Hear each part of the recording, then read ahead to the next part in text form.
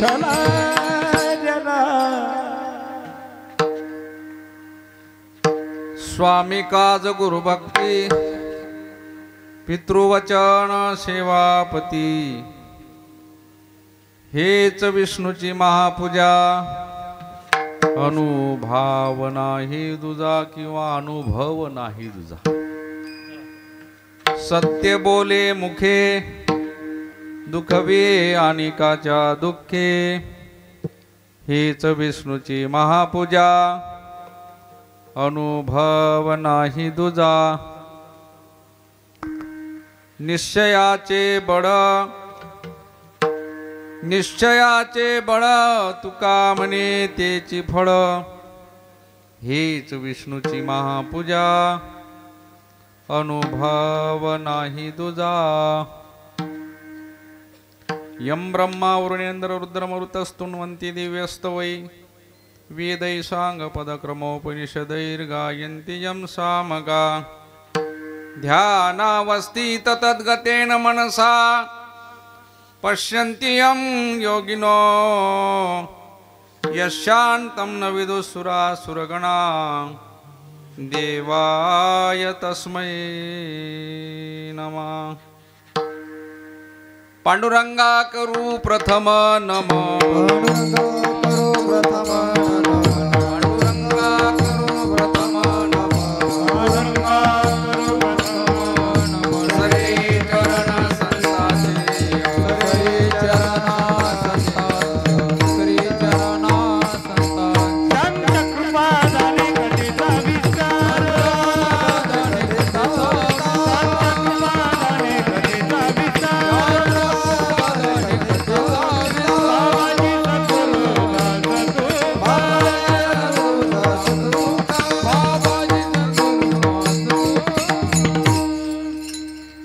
बसलेले सर्व मंडळींनी हात जोडा माझ्या पाठीमागे म्हणा सकल संत शिरोमणी सकल संत शिरो आनंदी वल्लभ कैवल्यदानी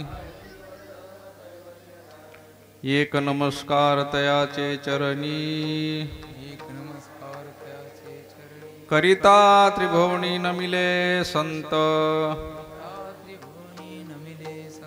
नाम संकीर्तनम यश सर्व पाप प्रणाशनम प्रणामो दुःख शमनस तन्नमामि हरिं परम नमामि हरिं परम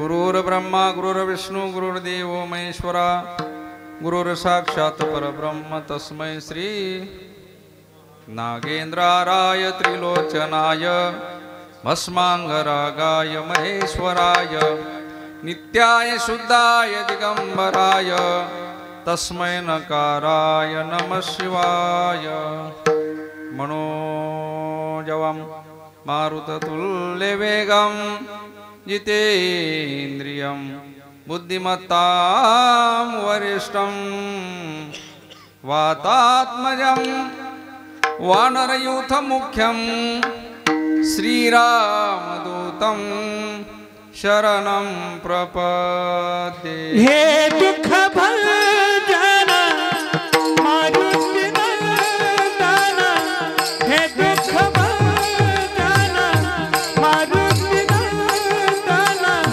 सुनला मेरी पुकार पवन सुत विनती बारंबार पवन सुत विनती बारंबार हे दुःख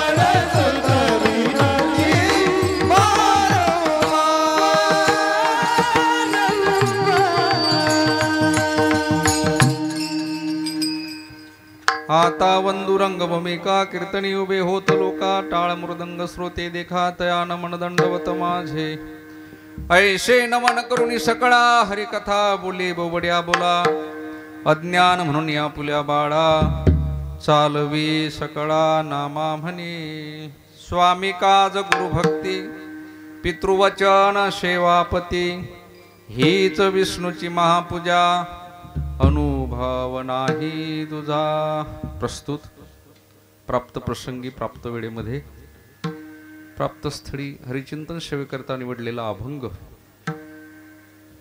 छत्रपती शिवाजी महाराजांचे गुरु ज्यांनी पाचवा वेद तुमच्या आमच्या उद्धारार्थ तयार करून ठेवला, देहू निवासी विश्वसंत जगद्गुरु श्री तुकोबाराय तुकोबारायच्या गाथ्यातील हा 4 चरणाचा अभंग आणि आजच्या दिनी कीर्तन रूपी सेवेकरता आपण या ठिकाणी म्हटलेला आहे। या अभंगामध्ये श्री तुकोबाराय भक्तीचा असलेला सोपा मार्ग आणि सहज सर्वसामान्य माणसाला अर्थात ज्याला भक्ती कशी करावी आणि भक्तीचं असलेलं कठीण साधन अवलंबता येत नाही आणि सोप्यात सोपे असलेले साधन या 4ही चरणामध्ये तुकोबाराय तुम्हा आपल्याला आणि सांगतात की सोपी भक्ती कशी आहे। सोपे वर्म आम्हा सांगितले संती टाळ दिंडी हाती ही सोपी पद्धत आहे, पण भक्ती ते कठीण सुळावरील पोळी। मग हे कठीणही आहे, सोप्यातलं सोपं आणि कठीणातलं कठीण या दोन्हीचं उत्तर संताकडेच आहे आणि ते उत्तर तुम्हा आपल्याला प्राप्त होते गाथ्यामधून, भगवान ज्ञानोबारायच्या ज्ञानेश्वरीमधून आदी करून सकल संतांच्या विचारामधून प्राप्त होत असते। पाहत असताना त्याचं चिंतन सुंदर आहे। बहुतेक मी असं गृहीत धरतो की 70 ते 80% भाविक भक्तांच्या हा अभंग पाठांतरातला आहेच। यावर चिंतन आपण अगोदरही श्रवण केलेलं असेल। विद्वान महात्म्याच्या मुखातून आपण श्रवण करणारी मंडळी आहात, पण सप्ताहाच्या 4थ्या दिवशी वारकरी संप्रदायाच्या नियमाप्रमाणे भक्तिपर प्रकरणातला अभंग असावा या नयाला अनुसरून आपण अभंग सेवेकरता निवडला। विठ्ठल विठ्ठल विठ्ठल विठ्ठल विठ्ठल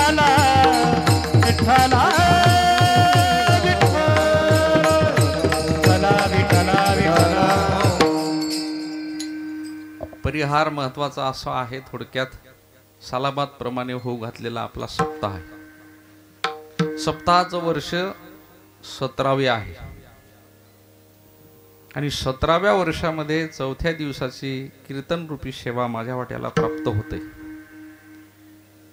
गेल्या 3-4 वर्षापासून या ठिकाणी आपण सुंदर अशी श्रीमद भागवत कथा ज्यांच्या रसाळ वाणीतून श्रवण करतात, माझ्या सन्मुख बसलेले कथा व्यास आमचे गुरुबंधू हरिभक्तीपरायण शिवाजी महाराज वाडूकर आपल्या जवळचे आहेत, माझ्या लांबचे आहेत आणि सप्ताहामध्ये या ठिकाणी आपण सर्व गावकरी मंडळी, पत्रिका तुम्ही वाचली सांगायची काही गरज नाही, सर्वांच्या अथक परिश्रमाने कार्यकर्ते मंडळी यांच्या अग्रगण्य कृतीतून सर्व अन्नदाते मंडळी सप्ताहामध्ये देणगी देणारे हरिभक्तीपरायण सर्व महाराजांचे 7ही दिवसाचे असलेले कीर्तनाचे सौजन्य आणि आज कीर्तनाचा 4था दिवस आहे म्हणून माझ्या वाट्याला ही सेवा प्राप्त होते। आजच्या सकाळचे असलेले अन्नदाते सप्ताहामधील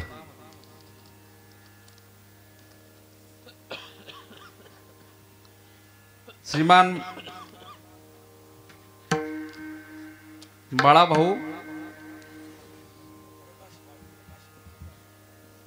मला दिसत नाही चष्म्याशिवाय, हा एक प्रॉब्लेम आहे माझा। प्रकाश भाऊ बकाल आणि स्वर्गीय नारायण बापू यांच्या स्मृती प्रित्यर्थ प्रकाश भाऊ,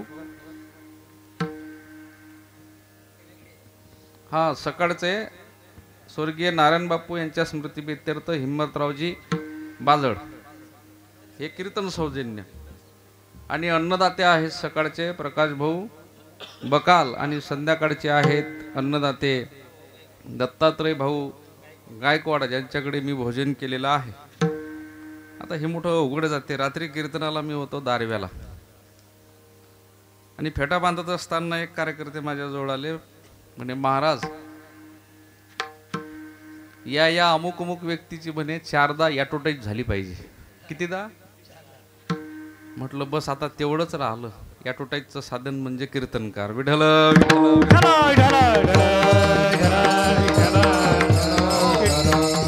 कीर्तनकारानं कीर्तन करावं काय ॲडव्हर्टाईज करावं, तुमचं काय मत आहे? वॉशिंग पावडर निरमा, दूध की सफेदी,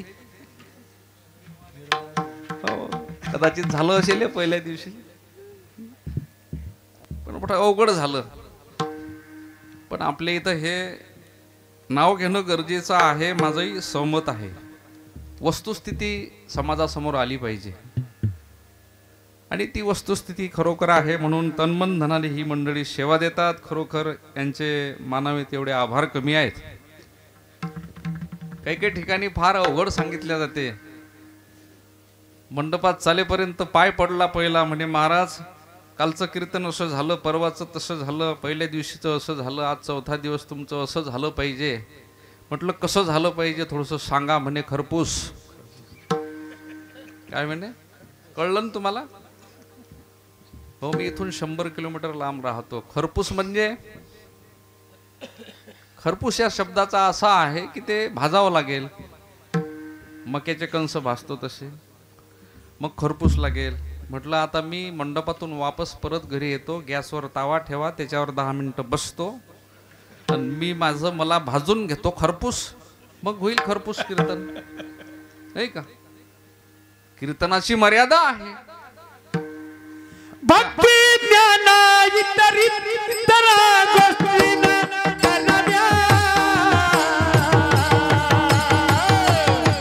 प्रेम भरे वैराग्याच्या युक्ती उराव्या, प्रेम भरे वैराग्याच्या युक्ती उराव्या.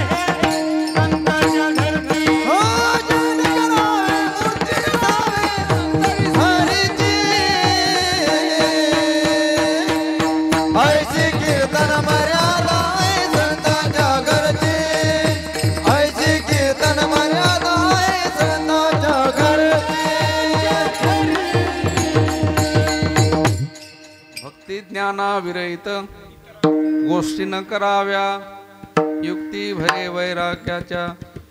हो, कीर्तनाची मर्यादा आहे. हे उपर्ण का बांधतात? सोपं उदाहरण आहे. का बांधतात? धोतर सुटू नये,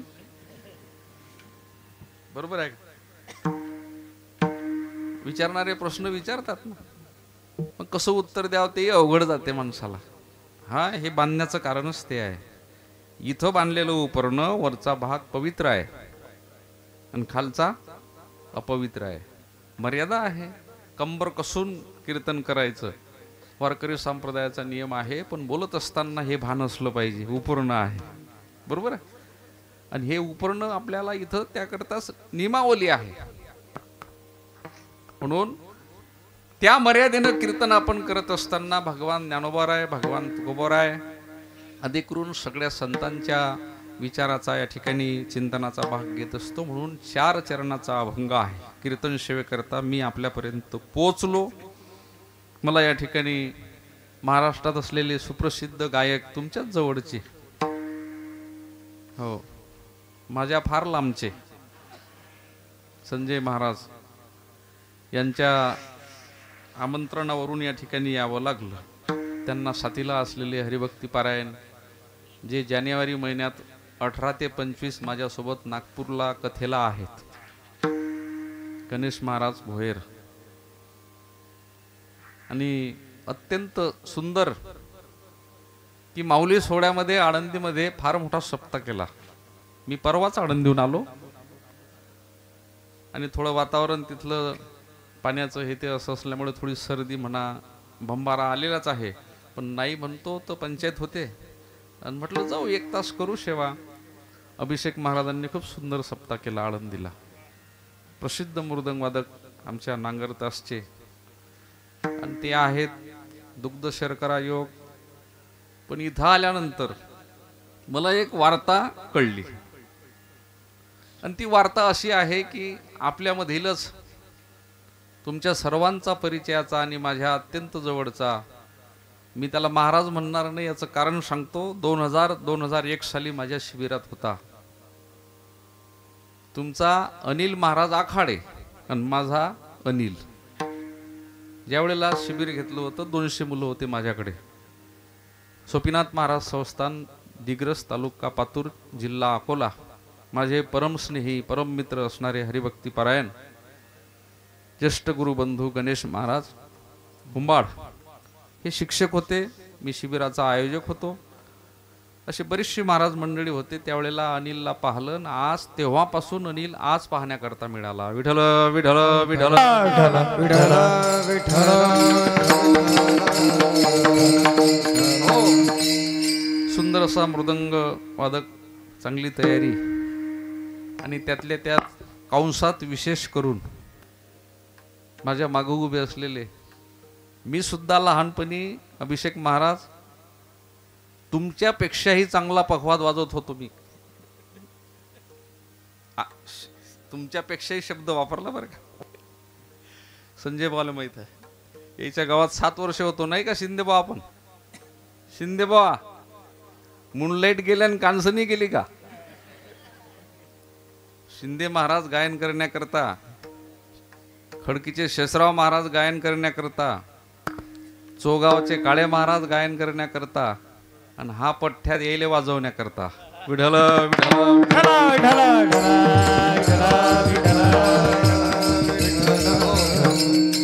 आणि त्याच वेळेला त्या अनुषंगानं वारकरी संप्रदायामध्ये अनेक तरुण मुलं, अनेक तरुण मुली आणि सर्व भाविक भक्त खेचत असताना एका एका कलेनुसार एक एक व्यक्ती येत असतो. इथं बसलेल्यांपैकी कोणाला मृदंग आवडत असेल, कोणाला गायन आवडत असेल, कोणाला कीर्तन आवडत असेल, कीर्तनामध्ये पोटभाग, कोणाला विनोद आवडत असेल, कोणाला चिंतन आवडत असेल, कोणाला बुवा आवडत असेल.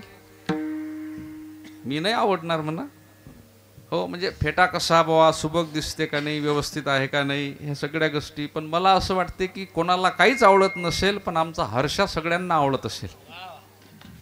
कोण आवडते ना?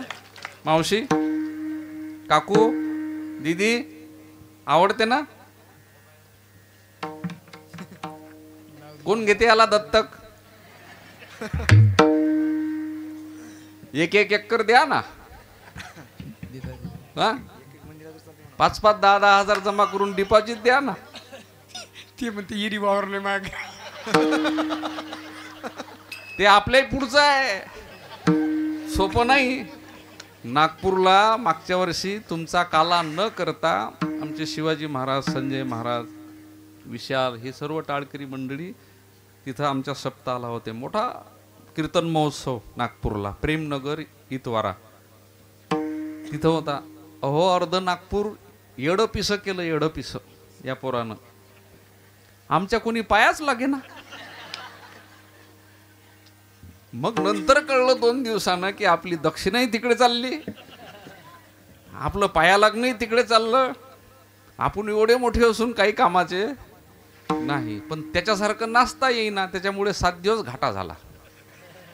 पण जसं कीर्तन सुरू झालं, कीर्तनकार एकीकडे, बाकीचं सगळं एकीकडे, पण हर्षा मात्र प्रत्येकाच्या मोबाईलमध्येच रोज लाईव्ह कार्यक्रम हर्षाचा. हो, फार मोठं अवघड काम आहे. बरं दिसते असा, एवढा गोरा आहे, एवढा पांढरा आहे की त्याला उजिडाची गरज नाही. विठ्ठल विठ्ठल विठ्ठल.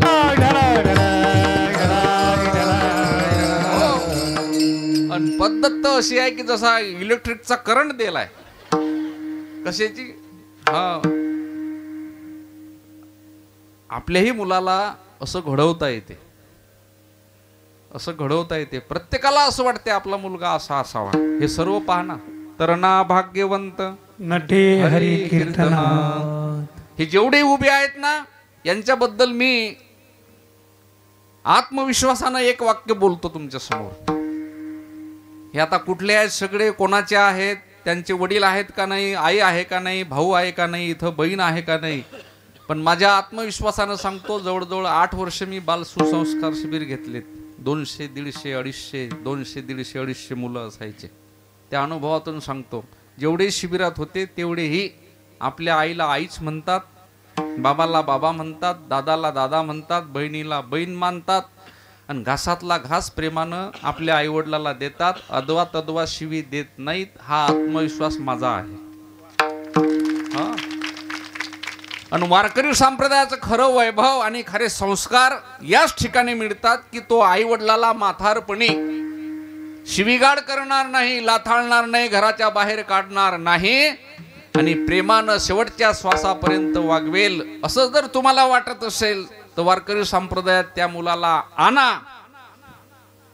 किती अज्ञानी असू द्या, किती अनपढ असू द्या, नवे नवे कितीही उन्हाळ असू द्या, पण तो एकदा इकडे आला की संप्रदाय जसा आहे भगवान ज्ञानोबाराय तुकोबारायचा, की माणूस म्हणून या कंपनीत टाका, तिकून हबप महाराज म्हणून बाहेर निघते. विठ्ठल आपणा सारिखे करती तात्काळ, आपणा सारिखे करती तात्काळ, आपणा सारिखे करती तात्काळ, आपणा सारिखे करती तात्काळ.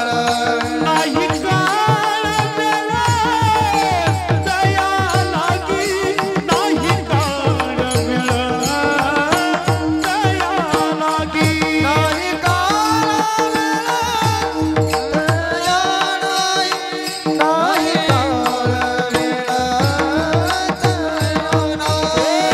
आपणा सारिखे करती तात्काळ, आपणा सारिखे करती तात्काळ, आपणा सारिखे करती तात्काळ, नाही काळ वेळा दया लागी. आपणा सारिखे करती तात्काळ, आपणा सारिखे करती तात्काळ, आपणा सारिखे करती तात्काळ, नाही काळ वेळा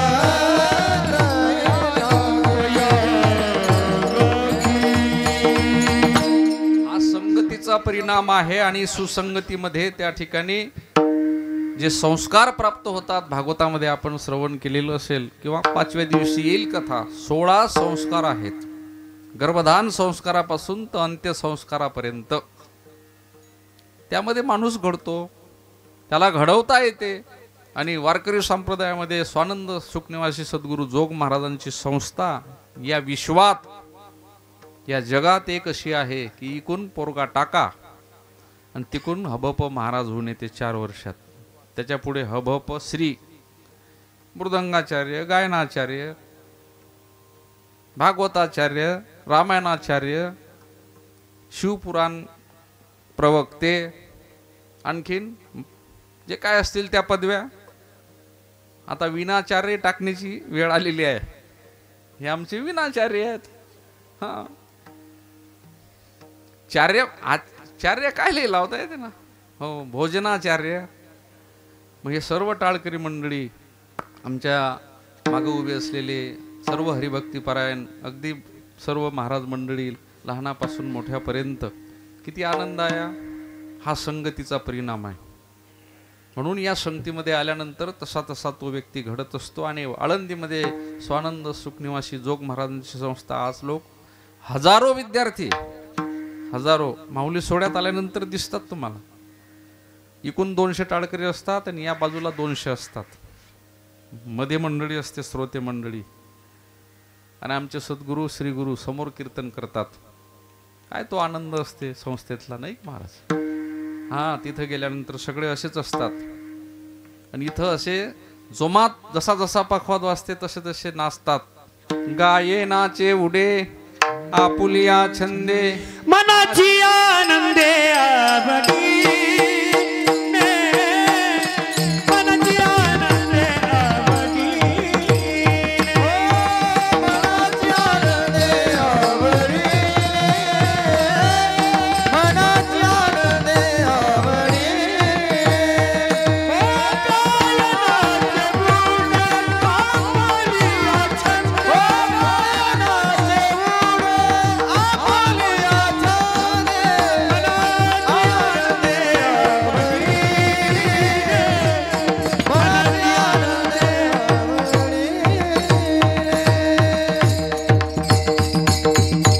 मनाची आनंदे नाही आनंदाशी, असा हा आनंद असतो. म्हणून हा छंद आहे. कुठं गायचं, कुठं नाचायचं, कुठ्या उड्या मारायच्या, कुठं आनंद घ्यायचा. हा आनंद कुठेही घेता येत नाही. 1 क्वार्टर पोटात टाकून नाचा, ते नाचणं वेगळं आहे. तिथं पॅन्ट फाटून जाईल, पण नाचणं संपणार. हो, तो आनंद वेगळा आहे.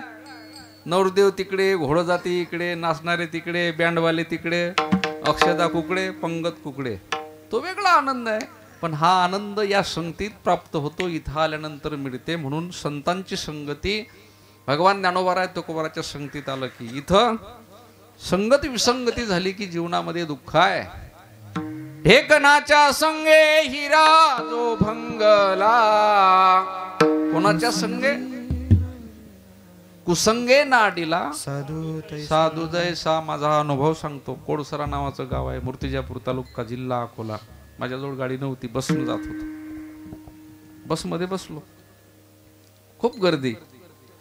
पण एक बाजूच्या शेजारच्या गावाचा माणूस मला खिडकीतून पाहत होता. म्हणे महाराज आहेत बहुतेक. लांबून जवळ आला. कुठे चालले महाराज? कीर्तनाला. कोण्या गावला? कोडसरा. या म्हणे, 3 वर्ष आधी आले होते आमच्या गावात, घेऊ द्या दर्शन तुमचं. म्हटलं इथूनच जाहिरी म्हणा, गाडी पॅक आहे, उतरता येत नाही. नाही हो, दर्शन तर घ्यावंच लागेल. उतरवलं खाली. खाली उतरलो. दर्शन घेण्याच्या आधी माझ्याजवळ बिडी दिली. हे धरा. म्हटलं कशा करता? फक्त धरा, दर्शन घे. लोक दर्शन घेपर्यंत म्हटलं मी बिडी ओढू नका म्हणे, धरा. ना धरसाल तर धोतर चेतील. मला त्यावेळेला कळलं. म्हटलं धोत्राला छिद्रपाळेपर्यंत कशाले बा, दाखवा. मी अशीच धरली फक्त. महात्मे दर्शन घेऊन राहिले. दुसऱ्या महात्म्याच्या हाती बिडी, गाडीतले पाहून राहिले. चर्चा सुरू झाली. म्हणे का रे, हा बुवा आपल्या गावात येऊन राहिला आज सप्त्यात. बाकीचे म्हणत हो, पाय कसा बिड्या वडते फकाल. मी तुम्हाला विचारतो, बिडी वडत होतो का? नाही. फक्त मिल हातात धरलेला होता. दर्शन झालं. दर्शनाचा कार्यक्रम आटपला. फुकट. परत बिडी त्याच्या हाती दिली. या म्हणे, समाधान झालं. पण चर्चा सुरू झाली. महाराज बिडी ओढत. संगत आहे ती. गुलाबाचं फुल घ्या, एका दस्तीमध्ये उपरण्यात ठेवा, नॅपकिन मध्ये ठेवा. त्या गुलाबाच्या फुलाचा सुगंध, फुल बाहेर काढल्यानंतरही अविरतपणे त्याच्यामध्ये अखंड त्याचा सुवास नांदतो. ही संगत आहे त्या सुगंधाची. संगत आहे. असं जीवन आपलं असलं पाहिजे. जन्म झाला हो, पण जन्म झाल्यानंतर जगणं चालू आहे. कसा जगतो हे महत्वाचं आहे. कोणी असो, कुत्राही जगतो, बैल जगतो, इतर पशु पक्षी जगतात. पण आपण काय करतो आणि कसं जगतो हे ज्याचा त्यालाच तो भाग कळला पाहिजे. त्याला जगणं म्हणतात. चालू आहे जगणं. बरेच जण जगतात. पण जगत असताना तेवढं तरी कळलं पाहिजे की पुढचा असलेला आपला भविष्यकाळ माहीत नाही, पण मरण येण्याच्या अगोदर आपण चांगली कृती करून जगलो पाहिजे, त्याचं फळ निश्चित भोगावं लागेल. मग जगणारे जगतात. आता दुसऱ्या टप्प्यात आपण आहोत, जगलो. आणि जगत असताना तुम्ही आपण आता या ठिकाणी जगतो, त्याला दुःख आणि सुख प्राप्त झालं तरीही त्या संसारात आहोत. दुःख आणि सुख मिश्रित संसार आहे. कधी सुख आहे, कधी दुःख आहे. आज लिहून ठेवा असं लाल रेषेमध्ये, ज्यांच्या जीवनात सुख आहे त्यांनी खाली लिहून ठेवायचं, कदाचित उद्या दुःख आल्याशिवाय राहणार नाहीच. काय लिहायचं? च. आणि ज्यांच्या जीवनात आज दुःख आहे दादा, त्यांना सांगतो मी, नक्कीच उद्या सुख आल्याशिवाय राहणार नाहीच. हे नक्की आहे. कोण दिवस येई कसा कोण जाणतो, आहे का नाही? जी जी वेळ आपल्याला प्राप्त होते ना, त्या वेळेला आपल्याला त्याच्या समरस व्हावं लागते. समयासी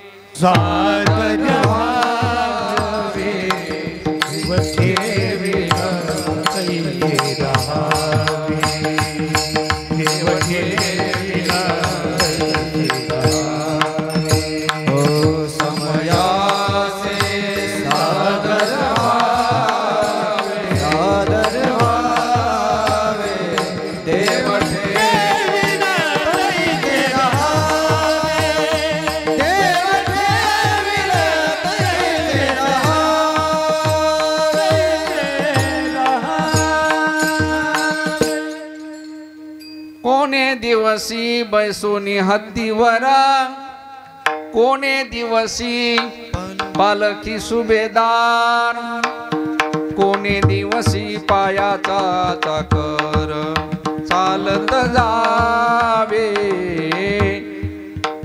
देव ठेविल तैसे राहावे. कोण दिवस येई कसा. समय गेल्या 2 वर्षाचा काळ आहे. असं कधी दुःख पालं नाही, पुढे कदाचित येऊ नाही, येणार नाही. कोणतं दुःख होतं? काय होतं रे पोरो? कोरोना म्हणजे काय रे? व्हायरस म्हणजे काय रे?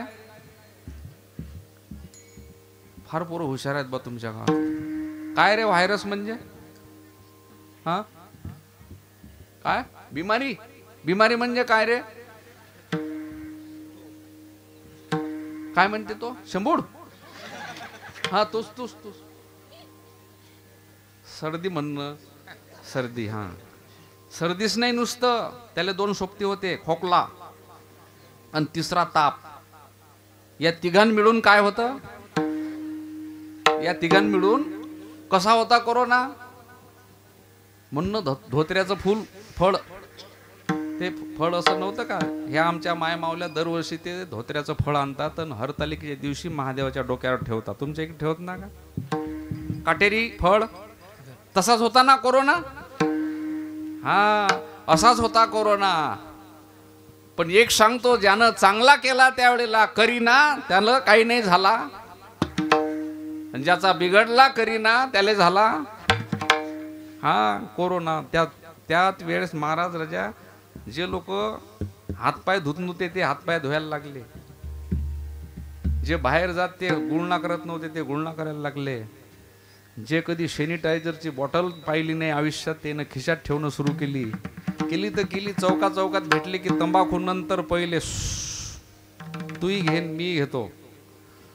घरात माणूस घुसला की बाई गरला करत जाय, पाय धुवा बाहेर व्हा, तसे नको येऊ, हा तिकडे. चालला माणूस, बाहेरून फिरून आला मोठा, गुरवून घरात घुसते. बाई बोले, माणूसही बाहेर. हो चुकलं. जे तांब्या घेऊन जात ना ते हातपाय धुत नव्हते ते आता हातपाय धुवायला लागले. म्हणजे स्वच्छता अभियान त्या दिवसापासून चांगलं व्हायला लागलं. कोरोना फार अवघड होतं, पण माणसं माणसापासून दूर गेले हे लक्षात ठेवा. जवळ आले का? फार अवघड झालं त्यावेळेला. सगळ्यांना कळलं, जे जमीनच्या वर चालत नव्हते पण चालत होते, दिसत नव्हते पण ते चालत होते, असे माणसं जमीनवर चालायला लागले त्या पिरियडमध्ये. समजलं त्याला आपले पैसे काही करू शकत. आपले सगळे सोयरे सज्जन सगळे आपल्या घरातले काही करू शकत. हे कधी कळलं? त्या कोरोनाच्या पिरियडमध्ये. त्यावेळेला समजलं. असा महाभयंकर काळ गेला तुमचा आमचा. लोक नाकाले मुसके बांधू बांधू घरातच, बाहेर कोणीच नाही, अजिबात नाही. हे त्यावेळेला कळलं. पण सर्वसामान्य जीव सुद्धा त्यावेळेला हतबल झाला. पण आमच्या परमेश्वराच्या सानिध्यात जे जे होते ते सुरक्षितच राहिले, सुरक्षित राहिले. कळलं त्यांना. तुका म्हणे तुला सोडविना कोणी, तुला सोडविना कोणी, म्हणे तुला सोडविना कोणी, तुला सोडविना कोणी. एका चक्रपाणी वाचोनी, एका चक्रपाणी वाचोनिया, एका चक्रपाणी वाचोनिया. तुका म्हणे तुला सोडविना कोणी. तुका म्हणे तुला सोडविना कोणी.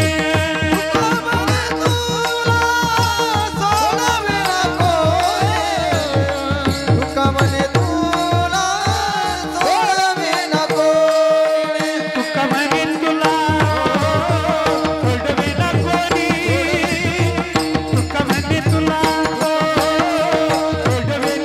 कोणी कोणी एक चक्रपाणी वाचोनिया, वाचोनिया, एक चक्रपाणी वाचोनिया.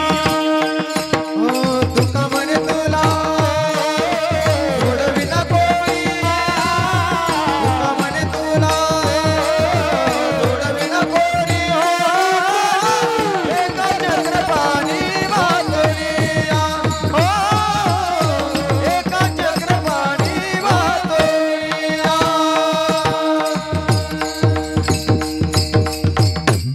कोण कोरोना येणार नाही.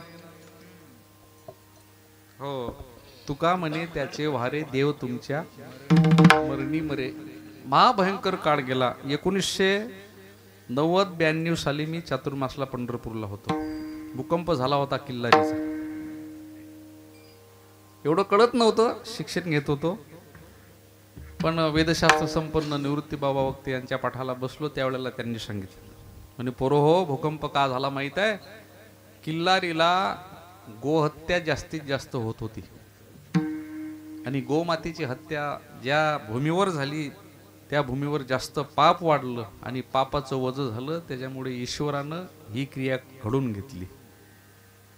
तो देव सगळा जाणता आहे, पण आपण त्या देवाला जाणून घेतलं पाहिजे. असा असलेला भगवान आहे. पण त्या भगवंताला जाणत असताना भक्ती करणं गरजेची आहे. आणि भक्तीचे प्रकार 9 आहेत. सोपी भक्ती नामस्मरण आहे, श्रवण आहे, कीर्तन आहे, स्मरण आहे. हे 9 प्रकार आत्मनिवेदन भक्तीपर्यंत आपण चालतो. त्याचा असा क्रम आहे.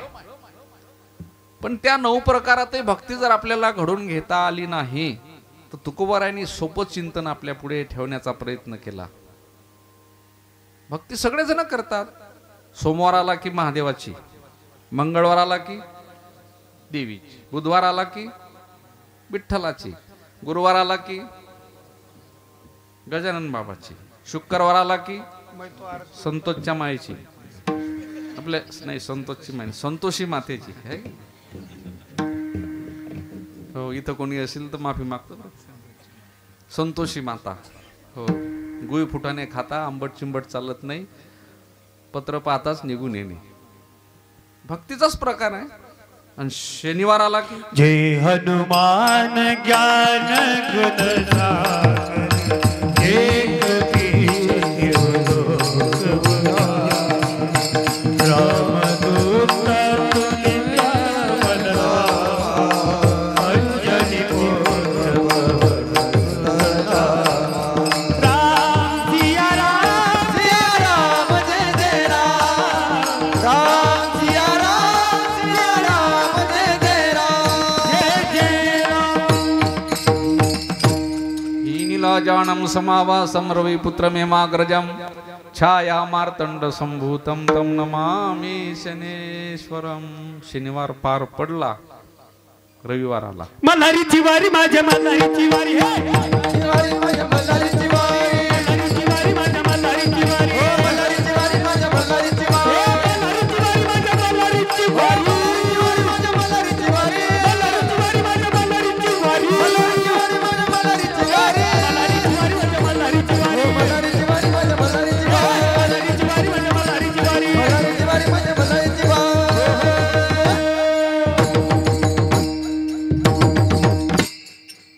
भक्तीच आहे. असे 7ही दिवस झाले आपण त्या त्या देवाला बसतो. अर्थात देव बदलते, मंत्र बदलते, भाव बदलते, पूजेचं साहित्य बदलते आणि सगळा भाव सुद्धा बदलून आपण भक्ती करत असतो. मग असे 7ही दिवस 7 दिवस आहेत, उपवास आहेत, व्रत वैकल्य, आपण भक्ती करणारे आहोत. सगळेच्या सगळे या विश्वात भक्ती करणारे आहेत, देवाला मानणारे आहेत. ज्या दिवशी आमचे श्री गुरु सांगायचे देवाला न मानणारा त्याला नास्तिक म्हणतात. असा जीव जन्माला येईल त्यावेळेला आमचा परमात्मा येदा येदा ही धर्मशन ग्लानिर्भवती, हा तो अवतार घेतल्याशिवाय सर्व देवाला मानणारे आहेत पण भक्ती करणारे आहेत. पण भक्ती करत असताना नेमका आपली भक्ती योग्य आहे का नाही, अयोग्य आहे का, आपण जे करतो ते फल देणारी भक्ती ठरेल का नाही, याचा कधी विचार आपण तुम्ही करत नाही. एक उदाहरण लक्ष देण्याकरता सांगतो. भगवान महादेव अनादिकालापासून आहेत. महादेवाचा मंत्रही तोच आहे, रुद्राक्षही त्यांचाच आहे, बिल्वपत्रही त्यांच्यावर वाहतो. आणि ह्या सगळ्या गोष्टी ओम नमः शिवाय तुम्ही आपण म्हणत होतो. थोडं सुधारित झालं, माहीत झालं म्हणून आता श्री शिवाय. अमरावतीला काल होतो मी सकाळी, फार मोठी कलश यात्रा निघाली. लाखोच्या संख्येनं महिला मंडळी कलश घेऊन अमरावतीला काल होते. आमच्या अकोल्याला कथा झाली, बहुतेक इकडेही कथा झाली.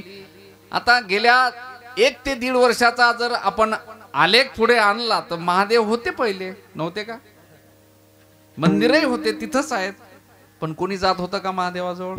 कोपऱ्यातलं मंदिर तसंच वसाड पडलेलं. आता किती लांब मंदिर असू द्या, महादेवाचा शोध लावला काही लोकांना, रस्ता चांगला केला, मंदिर स्वच्छ केलं आणि त्याच्यामध्ये महादेवाची पूजा सुरू झाली, दर्शन सुरू झालं. मी अकोल्यात ओल्ड सिटीमध्ये राहतो. रात्री 12-1 वाजेपर्यंत महादेवाले लोक जागी ठेवून राहिले, झोपू नको. आमचं दुकान बंद करून आलो. थंडगार पाणी त्याच्या अंगावर, 1 लोटा जल, सब समस्या का. 1 वाजे लोक महादेव ओला आणि 3 वाजता दुसरे भक्त उठतात आणि ते येतात पाणी घेऊन. महादेव म्हणते 1-1.5 तास तर झोपू दे रे बापा. ओलाच ओला, त्याचा काही विचार आहे का आता? श्री शिवाय नमस्तुभ्यम, श्री शिवाय नमस्तुभ्यम. रुद्राक्ष रातभर पाण्यात, सकून पाणी पोटात. झालं का नाही चालू? हे आधी नव्हतं का? काही काही जण दर्शन करता करता बिल्वपत्र उचलतात आणि मस्त खातात पानासारखं. पहिले खात होते का? असाध्य असलेले साध्य रोग होतात, बरोबर आहे. पण आता खायला लागले लोक. आता सगळ्यांना कळला महादेव कसा पॉवरफुल आहे. अरे महादेव पूर्वीपासून पॉवरफुलच आहे, भोळा आहे आणि सगळ्यांना प्रसन्न होणारा महादेव आहे. आधीच होता तो. एवढंच नाही तर वारकरी संप्रदायामध्ये जो महामंत्र तुम्हा आपल्याला प्राप्त झाला ना, तो भगवान महादेवाच्या मुखातून सिद्ध झालेला आहे. उघडा मंत्र जाणा राम कृष्ण हरी, हा महादेवाचा असलेला महामंत्र वारकरी संप्रदायाला, शिवाचा अवतार महादेव. पण आता महादेवाकडे जे नाही ते लागले, त्यांना त्रिवार धन्यवाद देतो. तरुण पोरं आहेत, मुली आहेत, महादेवाची भक्ती करतो आपण, करा हरकत नाही, महादेव फल देईल. पण भक्ती ज्या देवाची करतो त्या देवतेला आपली भक्ती आवडते का, हा थोडासा विचार करत चला. मग कोणी पांडुरंगाची करत असेल, कोणी भगवान दत्तात्रयाची करत असेल, कोणी महादेवाची करत असेल, कोणी कृष्णाची करत असेल. ज्याला ज्याला जे जे आवडत असेल त्या त्या पंथामध्ये, संप्रदायामध्ये त्या मंत्राचा तुम्ही आपण जप करतो. पण योग्य होते का नाही याचा विचार करा. त्या विचारात वेळ निघून जाऊ नये म्हणून तुकोबरायांनी तोही चिंतनाचा भाग लक्षात घेतला. भक्ती करणाराला भक्ती कळली पाहिजे आणि त्या कळून केलेल्या भक्तीचं फल त्या भक्ताला प्राप्त होत असते.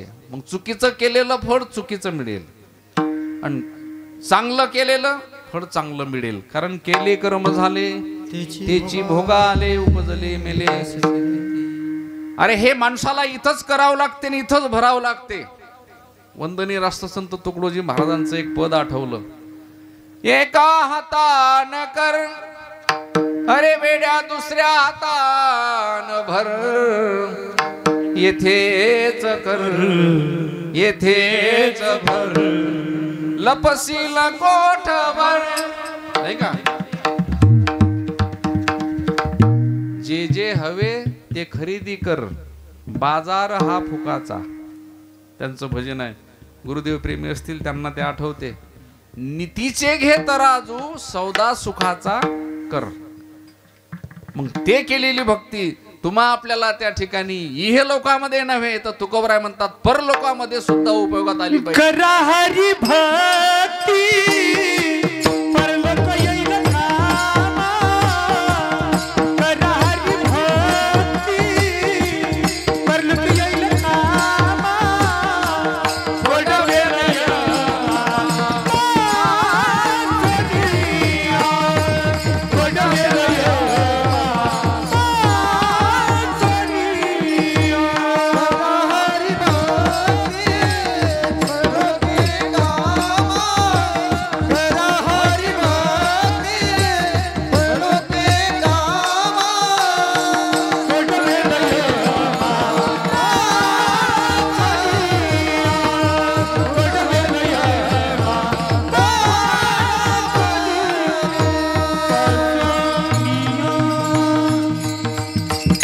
सगळे भक्ती करतात, मी आक्षेप घेत नाही, पण चिंतन असं आहे की विशेष करून पुरुष मंडळीपेक्षा माया मावल्या भक्ती जास्त करतात.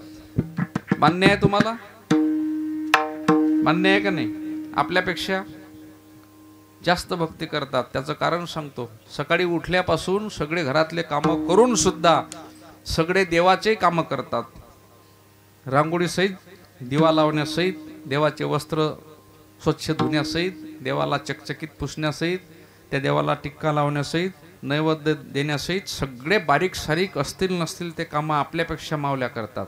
आणि एखाद्या वेळेला एखाद्या माणसाकडे जर ते देवपूजेचं काम आलं, वर्षातून एखाद्या वेळेला एक दिवस, तर त्या माणसाच्या चेहऱ्यावर 12 नाही 25-30 वाजतात. किती वाजतात? घड्याळाचे काटे मोडून पुढे पळतो तो माणूस. 25-30 कोणाच घड्याळात नाही वाजत, त्या माणसाच्या चेहऱ्यावर वाजतात. म्हणते देवपूजा बाप्पा. मग त्याची देवपूजा कशी असते? सामुदायिक स्नान, बकेटीत पाणी, अवघे देव त्याच्यात, मारा बुचकया, चाबक डुबक चाबक डुबक. आणि ज्याची जागा त्याला नाही, त्याची जागा याला नाही. हो, कुंकू धरलं की सामुदायिक, अक्षदा सामुदायिक, फुलं. तो देव म्हणते आज कोण्या पापात पडलो.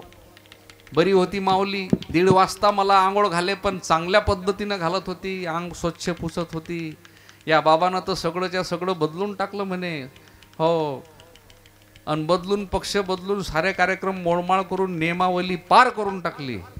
कोणता देव एकामेकाकडे पाय म्हणे का रे तू माझ पक्षातला आहेस का? त्या देवही भरपूर होते ना, ते 25-30 देवऱ्यावर एकामेकाला पाय आहेत, आपण यातलेच हो का? मोठं अवघड काम आहे. म्हणून भक्ती विशेष करून व्रत, उपवास, व्रत, वैकल्य आणि सर्व जोपासणाऱ्या आमच्या मावल्या आहेत. मी तुम्हाला दोषी ठरवतो असं नाही, पण मनापासून जास्तीत जास्त भक्ती करणाऱ्या आमच्या माया मावल्या आहेत, एवढं नक्कीच मी जाहीरपणे बोलीन. आपण फक्त तेवढं करतो, स्नान झालं, कपाळाला टिक्का लावला, हेच भरपूर झालं. दर्शन केलं ते त्याच्यापेक्षा भरपूर झालं. वाढ बरं लवकर मला जायचं आहे. निदान वैष्णोदेव करून त्या अन्नाचं दर्शन घेत जा. अन्न हे पूर्ण ब्रह्म आहे, तिथेही दर्शन होईल आणि पोटात गेल्यावर चांगलं सुखकर काम होईल. अशा पद्धतीनं भक्ती करणारे आपण सगळे आहोत. म्हणून नारी हे शक्तिरूपाणा आहे, म्हणून तुमचा आमचा असलेला धर्म आज टिकून आहे, हे त्याचं प्रामुख्यानं कारण आहे. विठ्ठल विठ्ठल विठ्ठल.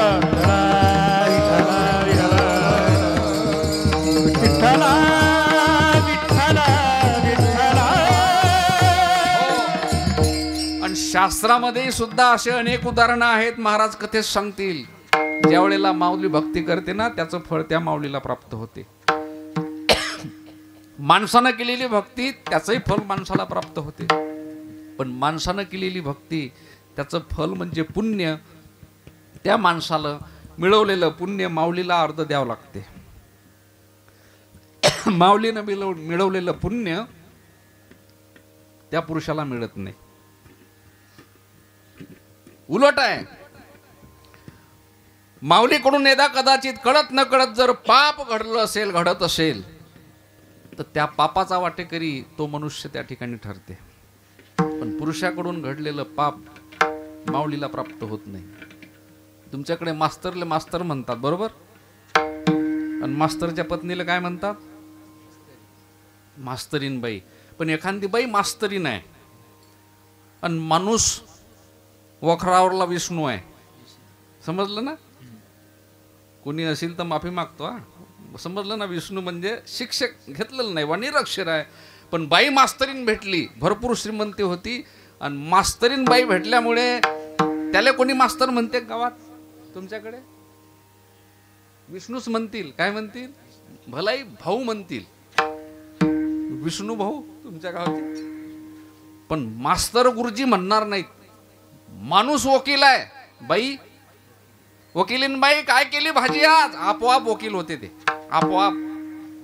आपोआप मास्तरीन. डॉक्टर असू दे, आपोआप डॉक्टरीन. आमच्या गावात एक बाई नर्स आहे. नर्स सरकारी दवाखान्यात त्या गोळ्या द्यायला, आणि तिच्या घरचा बुवा शिकेल नाही, त्याला नरसोबा म्हणतात का? मग काय नरसोबा साहेब कुठे चालले असं काही मी ऐकलं? जसं हे आहे तसं ते आहे. म्हणून भक्ती करत असताना मिळवलेलं पुण्य त्याचं फळ त्याच व्यक्तीला प्राप्त होते, आणि ते प्राप्त करत असताना ते कर्म आहे, चुकीचं आहे का बरोबर आहे ते भोगल्याशिवाय आपल्याला पुढचा प्रवास नाही. भोगता भोगता जर राहिलं, प्रारब्ध संचित क्रियामान अशा गोष्टी लागू होतात. मग ते पुढच्या जन्मात भोगण्याकरता अगा कर्मे जई उरावे, सुख दुःखा भोगा भोगायावे. अहो ते भोगावं ज्याचं त्यालाच. मग आपण भक्ती करत असताना आपण भक्ती करतो ती योग्य आहे का नाही, पण तुकोबाऱ्यानं त्याचंही चिंतन केलं. भक्ती कठीण आहे. कृता त्रेता द्वापार कली या 4 चरणाचा 4 युगाचा जर विचार केला तर कृता युगामध्ये माणसाला आयुष्य 1 लाख वर्षाचं आहे. द्वापारमध्ये 1 शून्य कमी झालं, त्रेतामध्ये 1 शून्य कमी झालं, कलियुगात 1 शून्य कमी झालं. हा माणूस 100वर येऊन बसला. 1 लाखाचं शून्य 1 कमी केले ना, कितीवर आला? उंची 28 हात होती पोरं हो कृतायुगात आपली. किती? हो, इलेक्ट्रिकच्या खांब्यावरचा लाईट बदलण्याकरता शिडीची आवश्यकता नव्हती. असा चालता चालताच बदले. एवढा उंच. एका माणसावर किती माणसं? 3.5 3.5 7 आणि 7 14 आणि 14 28 किती झाले माणसं? किती झाले? 8 जण एकावर एक उभे. एवढा मोठा उंचीचा. पण तोही कापत कापत कापत कापत कापत कापत 3.5 हातावर आला. आता मला पुढचा विचार येलाय. आताच बरं आहे, पण समजा 100वरलं 1 शून्य कमी झालं पुढच्या युगात, तर वर्ष किती राहिले बाबा? 10 वर्षात काय कांदा पेरील का काय करील? काय करील? उंची जर समजा आणखीन 3.5 मधून वजा केली अर्धी, किती राहिला? 1.5 फुटाचा माणूस. आता आऊट हात आहे. औट हात का मानव देह अल्लाने तुझ दिया.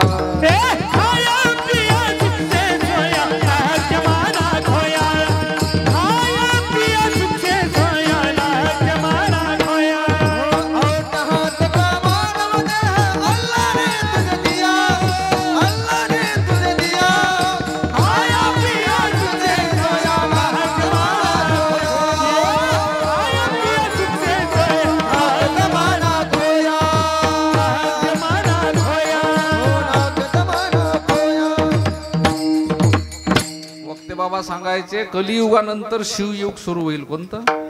शिवयुग. आणि त्या शिवयुगात माणूस राहील हा असा बोटका, म्हणजे पापडाचा डबा काढण्याकरता, कुरवड्यावरच्या काढण्याकरता, वड्यावरच्या काढण्याकरता प्रत्येक वेळेला हो स्टूल ठेवा लागत जाईल, आणि ठुला सहित त्या माणसाला उचला लागत जाईल. घ्या तो डबा. एवढा माणूस झाल्यावर काय करील? कमी कमी होत चाललं ना. पण परमार्थामध्ये आल्यानंतर त्या ठिकाणी वाढलं पाहिजे. परमार्थ हा पूर्ण आहे, संसार हा अपूर्ण आहे. पण अपूर्णामध्ये राहून पूर्ण करण्याची प्राप्ती आपल्या वारकरी संप्रदायामध्ये शिकवल्या जाते. पण सहज आणि सोपी भक्ती. हो, न लगे दंडन मुंडन, न लगे पंचाग्नी साधन. एवढं अवघड नाही ना, एकदम सोपी भक्ती आहे. आणि सोपी भक्तीचे असलेले 4 वर्म पहिल्या चरणामध्ये तुकोबारा सांगतात. स्वामी काज गुरु भक्ती, स्वामी काज गुरु भक्ती.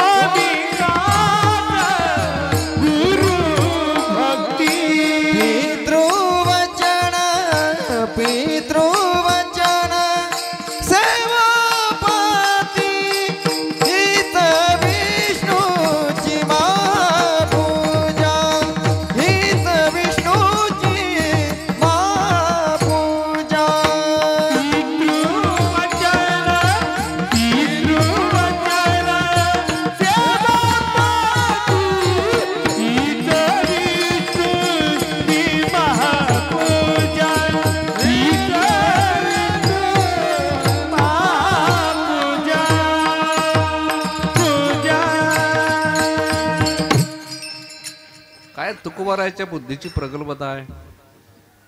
ज्याला सांगायचं आहे त्यातूनच ते काढलेलं आहे.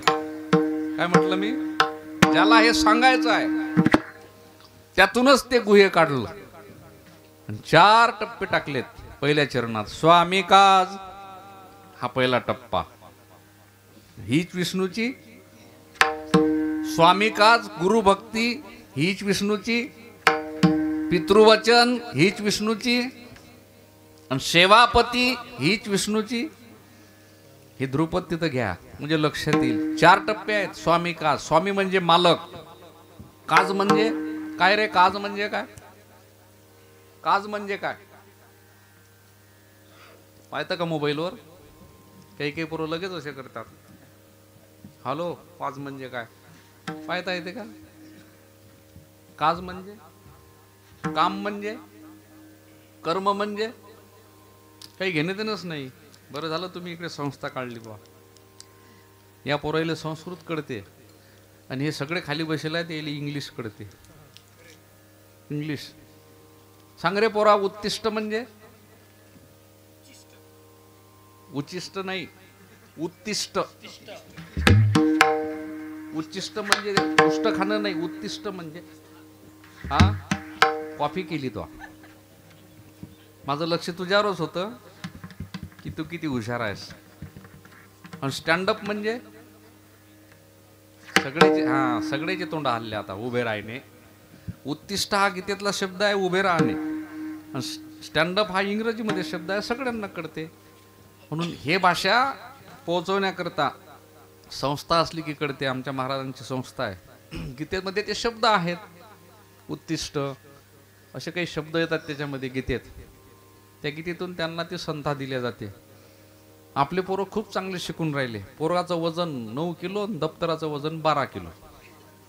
हो, आमच्या शेजारी आबा आजी शाळेत टाकले का नातू टाकला माय काही मिळणे लागून राहिला. 2 वर्ष झाली. रोज ते बुडी येते म्हणत, म्हण बाबू ए फॉर ॲपल. ते पोरग म्हणते बी फॉर बॉल. आजी म्हणते. म्हटलं आजी तू किती शिकली? काची शिकली महाराज, अंगठा मात धराव. पण माझ्याही 12 खडी एबीसीडी पाठ झाली म्हणे. आता आबाच्या आणि आजीची जर एबीसीडी पाठ होते याचा अर्थ भगवान कृष्ण म्हणतात मी आता 18 दिवस नौकर आहो. तो माझा स्वामी आहे आणि माझी हीच विष्णूची. मी एवढं मोठं काम मला करावं लागते. देवाला सुद्धा त्या चाकोरीत तसं राहावं लागलं. मग आपण सर्वसाधारण जीव आहोत म्हणून प्रत्येकावर प्रत्येक जण मालक आहे. प्रत्येकावर प्रत्येक जण मालक आहे. प्रत्येकावर प्रत्येक जण मालक आहे. कोणीतरी नौकर आहे. मग हा टप्पा पहिलाच गोपाराने सांगितला. स्वामी काज गुरुभक्ती हीच पितृ वचन सेवापती. मग स्वामी काज. आता आपल्याकडे सगळे शेतकरी माणसं, आपण गडी भेटते का? खुरपणीले भेटते का? भेटते एखादा इकून तिकून. 10, 11, 12 वाजता चालतं का गड्या? 500 लागतील. वावरात जायला 12 वाजतात. 3 वाजता सुट्टी पाहिजे. किती तासाचे? 500. 3 तासाचे. तो म्हणते वेळेवर आले तुम्ही राजा. आलो असतो पण आमच्या जोड ते तुमच्याकडे काय म्हणतात त्याला? तू त्याच म्हणतात ना हे भागात काय म्हणतात? कोळप ना तिकडे. तू त्याच म्हणतात ना. तू त्या नाही. मालक म्हणते आपल्या घरी शिल्लक आहे. आलो असतो म्हणते बा शिदोरी नाही तयारी केली आमच्या घरी. मालक म्हणते माझ्या घरचे आणतो. आलो असतो पण चप्पल तुटील. मालक म्हणते माझी नाही. आलो असतो पण पाणी पाहिजे. तो म्हणते माझ्याच घरी आहे कॅन, हे घे. बरं मी जातो पुढे. तुम्ही कधी असाल शिदोरी घेऊन? 1 तासात. लवकर ये जा बरं, जेवलो नाही. येता येता म्हणते 120, 300चा घुटका आण जा.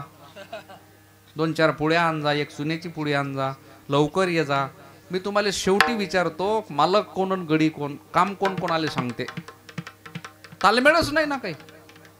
अशी परिस्थिती तुकोबारायाने अवलोकन केली त्यावेळेला. म्हणून मालकाचं आणि गड्याचं काम करणाराचं नातं हे नमूद करून ठेवलं. स्वामी काज कोणी असो त्या त्या पदावर. पहिला टप्पा संपला.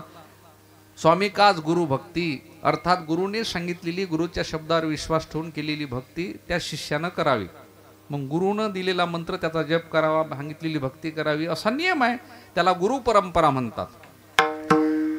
अशा परंपरा भरपूर आहेत. पण वारकरी संप्रदायाची असलेली अनादी कालाची ही परंपरा मच्छिंद्राने बोध गोरक्षाशी केला. गोरक्ष वळला गहनी प्रसादे निवृत्ती दातार ज्ञानदेवासार चोजविले आणि त्याच्या पुढे चालत आली सद्गुरू स्वानंद सुखनिवासी जोग महाराज आणि त्यांच्या माध्यमातून आज ताकद हजारो विद्यार्थी ही परंपरा चालवतात. अशी वारकरी संप्रदायाची परंपरा आहे. आमच्या गुरुंनी सांगितली त्या पद्धतीने आम्ही ती परंपरा पुढे नेतो. मग गुरुने सांगितलेली परंपरा पुढे नेत असताना त्याला दुसरी भक्ती करण्याकरता वेळ काढण्याची गरज नाही, सहज भक्ती घडते. हीच विष्णूची. पण आता गुरुही चांगले नाहीत राहिले, शिष्यही चांगले नाहीत भेटून राहिले. गुरु गुरु गुरु फिरून राहिले, शिष्य पै वाट काढून राहिले. मोठा अवघड कार्यक्रम व्हायलाय गुरु शिष्याचा. लालची गुरु लालची चेला. आणि दोनों का दोन गाव में ठेला आहे का नाही, नरक में ठेला. अवघड काम होईल आता. जो शिष्य जास्त दक्षिणा देईल तिकडे गुरुचे पाय ओढतात. हा, तिकडे पाय ओढतात. मोठे मोठे घर गुरुले आवडतात. पण तसं नाही सज्जन हो, ती भक्तीचा प्रकार घडणार नाही. हा हा, वेगळ्या पद्धतीनं त्या ठिकाणी आपल्याला ते भोगून द्यावं लागेल.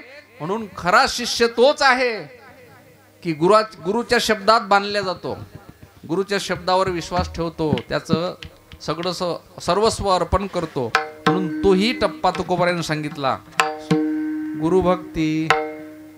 आणि गुरुभक्तीचे उदाहरण असे कितीतरी आहेत. वाल्याचे गुरु झाले नारद महर्षी. काय येते तुला म्हणे, काहीच नाही, हाना मारा तोडा खलास एवढं येते मला. त्याला मारा नावाचा मंत्र दिला आणि मारा मारा म्हणता म्हणता रामा नावाचा जप झाला आणि केले रामायण रामाआधी. काय गुरु शिष्याची जोडी आहे. असे अनेक गुरु आहेत. आपल्या विद्यार्थ्यांचा उद्धार कसा होईल ही त्यांच्या मनामध्ये तळमळी इच्छा असते. म्हणून या ठिकाणी सांगितलं स्वामी काज गुरु भक्ती. हे 2 टप्पे पूर्ण झालेत. हीच विष्णूची महापूजा. 3रा टप्पा आहे पितृवचन. पितृ म्हणजे रे पोरो, पितृ म्हणजे काय? बरं ठीक आहे, काय हरकत नाही. डॅडी म्हणजे काय? आलं लक्षात तुमच्या? बरोबर आहे की नाही? पितृ कळले नाहीत. पितृ म्हणजे काय रे? म्हणणं कुत्र. अरे पितृ म्हणजे वडील राजा. मातृदेवो भव, पितृदेव भव, आचार्य देवो भव. अरे सर्वप्रथम वेदाने पितृदेव हो मातृदेव भव यांचं नाव वर घेतलं. पितृ म्हणजे बाबा वडील. पितृ. वचन म्हणजे तू सांग रे. वचन तिकडे नको पोवायचे, इकडे तू सांग रे. तू रे हर्षा. हा, वचन म्हणजे रे तंबाखू ठेवायचा हातावर, त्याच्यावर चुना टाकायचा, असा असा घोट्याचा. तुम्ही ना खासाल, तुम्हाला नाही सांगत. हे वचन नाही ना रे बा. मैं धारक को अदा करने का वचन देता हूं. खाली सही असते गव्हर्नरची नोटीवर. शब्द पितृवचन, वडिलांना दिलेला शब्द मुलांनी इमानदारीने पाळणे, त्याला दुसरी भक्ती करण्याकरता कुठं जाण्याची गरज नाही. हीच विष्णूची काय सोपी भक्ती आहे हो.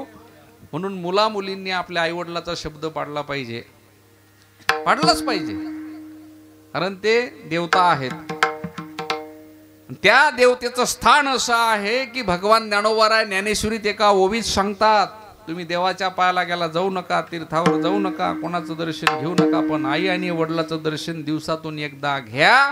सगळ्या तीर्थाचं दर्शन. माझे बाप केवळ काशी देन न जावे तीर्थासी, देन न जावे तीर्थासी, देन न जावे तीर्थासी.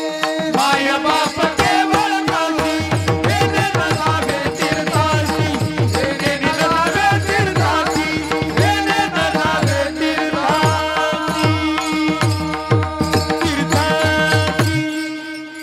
वा, काय अप्रमाण दिलं. केवळ काशी तेने न जावे. ज्ञानोबा म्हणतात सकळ तीर्थाचे धुरे, जे का माता पितरे. तया शेवेशी कीर शरीरे लोन किजे. आहा, कोण? आई आणि मग आता तुम्ही मला इमानदारीने सांगा, आई वडील आहेत तोपर्यंत, तुम्ही जिवंत आहात तोपर्यंत कोण कोण दर्शन घेते रोज आईचं? दिवसातून एकदा. कोण घेते? हात वर करा. तुम्ही आहात तोपर्यंत, आई वडील जिवंत आहेत तोपर्यंत. उद्यापासून संकल्प सुरू.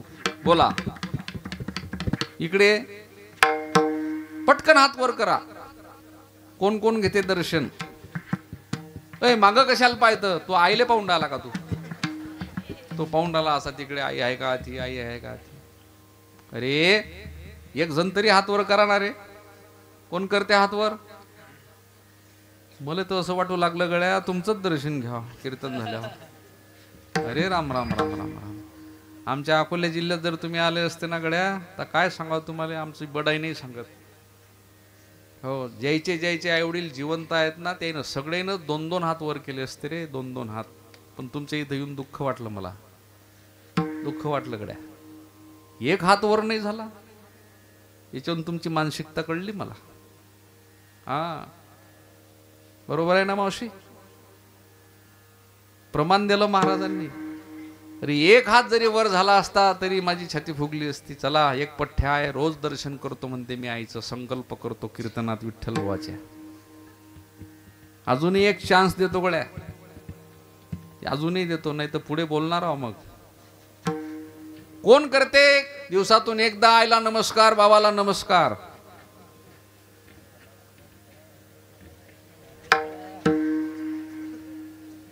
इकडे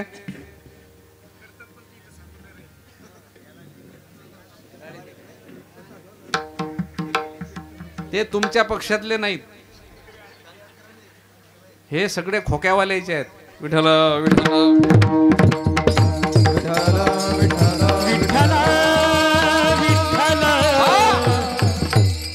आता पुढचं कीर्तन चरण नाही सुटले तर चालतील, पण बोलूनच देतो आता. हा, बाप आणि माय. मी गाणं म्हणणार नाही, मला येत नाही. म्हणणारे म्हणतील, त्याचा आवाज चांगला आहे, पण प्रमाणानं पटवून देईल.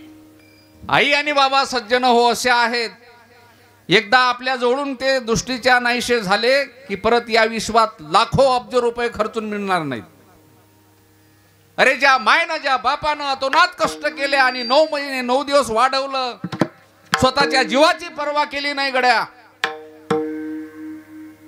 स्वतः उपाशी रात्री रात्रभर झोपली नाही, अशी ती माय आहे. अंगावर फाटलेले कपडे घालून तो मुलगा मोठा होईल, त्याला सुखी करील अशी ज्याची अपेक्षा आहे, तो बाप आहे. गोडधोड पदार्थ स्वतः कधी खाल्ले नाहीत, पण त्या बापानं एका पिशवीत आणून आपल्या मुलाला आणि मुलीला खाऊ दिल्या आणि तिच्या सगळ्या इच्छा पुरवल्या. लहानपणापासून आपण जगत मोठे मोठे झालो, या विश्वातलं सर्व सुख मुलाला आणि मुलीला देण्याचं पहिलं धाडस आणि प्रयत्न, असा मोठा आविष्कार फक्त या विश्वात आई आणि बाबा मुलांवर करतात. शेजारचे आणून देत नाही. काका म्हणा, मामा म्हणा, दादा म्हणा, मोठे बाबा म्हणा, सगळं म्हणा, प्रेम देतील. पण आपलं आई आणि वडिलाचं हृदय जर कळून घ्यायचं असेल ना, तर दिवसातून एकदा पाय धरा आणि 24 तासात एकदा आपल्या आईला आणि वडिलाला कळकळून मिठी मारून हृदयाला हृदय लावून बघा. त्यावेळेला कळेल हृदय आईचं आणि बापाचं काय. एक जण म्हणे, बाबाचं हृदय माझ्या दगडासारखं आहे. हो, तुम्ही सांगितलं ते बरोबर आहे, पण निष्ठुर आहेत. कोण म्हणते बाप निष्ठुर आहे? बापाला जर कळून घ्यायचं असलं तर ती वेळ येऊ द्यावी लागते. त्यावेळेला खरा असलेला आपला बाप आपल्याला कळतो. असा महत्वाचा प्रसंग आहे. एखाद्याची मुलगी उपवर झाली, 3 जणांचा काबाड कष्ट करून कर्जबाजारी झालेला बाप आपल्याला वर चांगला मिळावा मुली करता म्हणून शोधत असतो, आणि मुलगी सुखात राहावी सदा सर्व काळ हे प्रयत्न त्या बापाचे असतात. त्या दिवशी त्या ठिकाणी भरल्या मंडपामध्ये सगळेच्या सगळे आनंदाने हसून नाचतात. पण 3 दिवसापासून जुने कपडे घातलेला बाप, त्याला कोणी असं विचारतही नाही तुम्ही जेवले का नाही. सगळ्यांच्या समोर हात जोडते आणि प्रार्थना विनंती करते, काही कमी असलं तर क्षमा करा, काही कमी अधिक असलं तर आपण मला सांभाळून घ्या. असा असलेला 3 दिवसाचा अन्नाचा कण नसलेला बाप, पाहुणे सगळे जेवण करतात. आणि ते सगळेच्या सगळे असलेले पाहुणे ज्या वेळेला निघून जातात त्यावेळेला म्हणते, तुम्ही आलेत, माझ्या ताईचं लग्न छान पार पडलं, तुमच्यामुळे शोभा वाढली. हो, मंतकरणामध्ये वेगळा भाव असते. पाहता पाहता 4 वाजतात, सगळे मंडपात पाहुणे एकत्र येतात आणि ज्या वेळेला ओवाळणीचा कार्यक्रम होते त्यावेळेला त्या बापाला त्या ठिकाणी मनात विचार करतो की माझी चिव अगदी लहानपणापासून तळ हाताच्या फोडासारखी मी वाढवली, सांभाळली, जगवली, आणि माझी मुलगी आज माझी पोर या परिवारातून त्या परिवारात जाईल. पण जात असताना माझ्या पोरीला माझ्या डोळ्यावरचे अश्रू दिसू नयेत या भावनेने तो बाप मंडपात नसतो. 12 खांबाच्या खोलीला मान टेकून एका खोलीत जातो, खिडकीचा फट उघडतो, फाटलेला उपरणा आपल्या खांद्यावर असतो आणि रडत असताना रडण्याचा आवाज मंडपात जाऊ नये आणि माझ्या डोळ्यातले अश्रू त्या ठिकाणी त्या मुलीला दिसू नयेत एवढं दुःख सुद्धा माझ्या चिमणीला होऊ नये, ही भावना त्या बापाची असते. तो बाप आहे, त्या बापाच्या हृदयाला तुम्ही आपण स्पर्श कधी करू पाहत नाही. आणि ज्या वेळेला तो बाप रडतो ना त्यावेळेला अश्रू पुसत असताना एवढा उपरण्याचा गोळा करतो ना आपल्या तोंडात कोंबतो ना आतल्या आत हुंदके देत रडतो. त्याला कळते अगदी लहानपणापासून सांभाळली, जोपासली ना आज मला दुसऱ्याच्या हवाली करून द्यावी लागते, असं अंतःकरण त्या ठिकाणी त्याचं हळहळते. मुलगी आईच्या जवळ जाते आणि कानात हळूच म्हणते, आई मंडपामध्ये सगळे दिसतात पण माझे बाबा दिसत नाहीत ग, कुठे गेले माझे बाबा, सांग ना कुठे आहेत. त्यावेळेला ती मुलगी विचारते ना, पाण्याने डोळे डबलल बिलसतात आणि हे दुःखाश्रू वाहत असताना आई आपल्या डोक्यावरचा पदर त्याने अश्रू पुसते आणि मुलीला आपल्या हृदयाशी लावत असताना म्हणते, बेटा इथंच आजूबाजूला कुठेतरी असतील ग तुझे बाबा, 3 दिवसापासून जेवण नाही केलं त्यांनी आणि आता तुझ्या समोर येण्याकरता काही भांडे, काही सामान, काही सगळं सावरत असतील, बाजूला असतील ग. आई मला बाबाला पाहायचं आहे ग, माझे बाबा कुठं आहेत. अशी ज्या वेळेला विचारणा करते त्यावेळेला तिला बाप दिसत नाही, अख्खा मंडप गहिवरून रडतो. पण ज्या वेळेला बाप जवळ येतो ना त्यावेळेला ती मुलगी कळकळून बाबाला मिठी मारते आणि मिठी मारत असताना बाप डोळ्यामध्ये अश्रू दाखवत नाही पण आतून ओला चिंब असतो, त्याचं हृदय पिघळलेलं असतं. सज्जन हो, कंप हृदयात असतो, बोलता येत नाही. तो बाप निशब्द होतो आणि दोन्ही हात आपल्या मुलीच्या डोक्यावर ठेवतो, म्हणतो, बाई सदा सर्व काळ तुझ्या जीवनात आनंद मिळत राहो हीच माझी अपेक्षा आहे. चिमणे रडू नको ग, माझ्याच्यानं काही चुकलं असेल बाळा मला क्षमा कर. काय तो बाप आहे, काय त्या बापाचं अंतःकरण आहे. एवढा बाप गहिरून जातो आणि आपल्या मुलीला त्या ठिकाणी एवढं सुख मिळावं या प्रयत्नात असतो. कोण म्हणते बापाचं हृदय दगडासारखं आहे, कोण म्हणते बाप निष्ठुर आहे.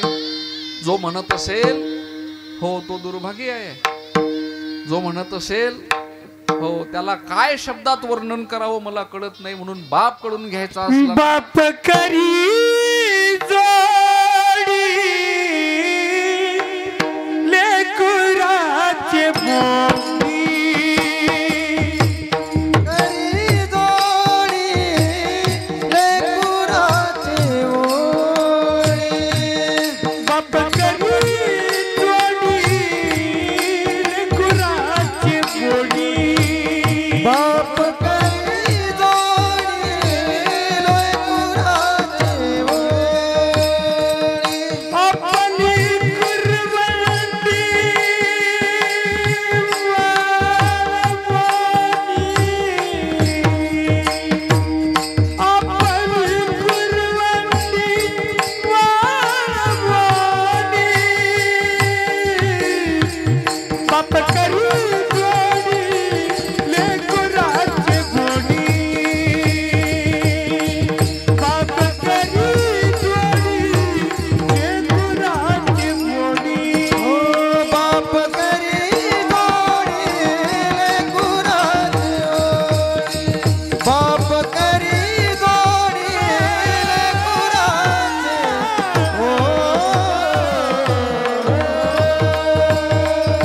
कुर्बानी कोणाचाही बाप मरू नये, कोणाची माय मरू नये असं प्रत्येकाला वाटते.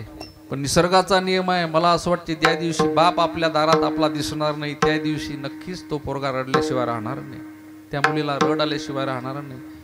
आई ज्या दिवशी अंगणात दिसणार नाही त्या दिवशी ढसाढसा आपण रडल्याशिवाय राहणार नाही. बाबाची जागा आईची जागा खाली होईल त्या दिवशी. असा बाप आहे. अरे फार मोठं विश्वातलं दुःख किती मोठं असू द्या, बाप समोर येतो आणि मुलाला मागा घालतो आणि म्हणतो मी आहो पुढे. दुःख झेलण्याकरता बाप पुढे येतो. लहानसहान घरातलं दुःख झेलण्याचं काम आमची आई करते, पण उंबरठ्याच्या बाहेरचं दुःख झेलण्याचं काम आमचा बाप करतो. कोण करतो? शेजारचा माणूस नाही, सोयरा नाही येत, बाप येतो. मी आहे म्हणते मुलगा, माझा मुलगा येतो, माझी मुलगी आहे. ते काय झालं? मोठं दुःख झेलण्यासारखं, पहाडासारखं दुःख झेलण्यासाठी बाप असतो. पण घरातलं उंबरठ्याच्या आतलं दुःख लक्षात घ्या ना. चालता चालता जर कोरकुचा काटा असा म्हणा आपल्या पायात काहीतरी थोडंसं रुतलं तर आपल्या अनायशेच ओठावर शब्द येतात. काय म्हणतो आपण? आई ग, आई ग. पण एखादा अंधाऱ्या रस्त्यामध्ये रात्रीचा साप दिसला तर काय येते ओठावर? याचा अर्थ असा आहे की लहान दुःख म्हटलं की आई आहे आणि मोठं दुःख म्हटलं की बाप आहे. म्हणून बाप कळला पाहिजे आपापला प्रत्येकाला. तो कळून घेण्याकरता ही भूमिका आहे. माय आहे ती आपली आई अशी असते की मुलांचे मुलींचे अगणित उपकार असू द्या, पण आपला पदर त्या झालेल्या चुकीच्या कर्मावर घालून त्या ठिकाणी चुकीची माफी करते. असा तिचा पदर आहे. तिला माऊलीचा पदर म्हणतात. निस्वार्थपणे मुला मुलींवर प्रेम करणारे फक्त या विश्वात जे दैवत आहे ते आई आणि वडील. लेकुराचे हित वाहे माऊलीचे चित्त, ऐशी कळवळ्याची जाती करी लाभाविन प्रीती. सबसे बड़ी है माँ, सबसे बड़ी है माँ, सबसे बड़ी है माँ, सबसे बड़ी है माँ, सबसे बड़ी है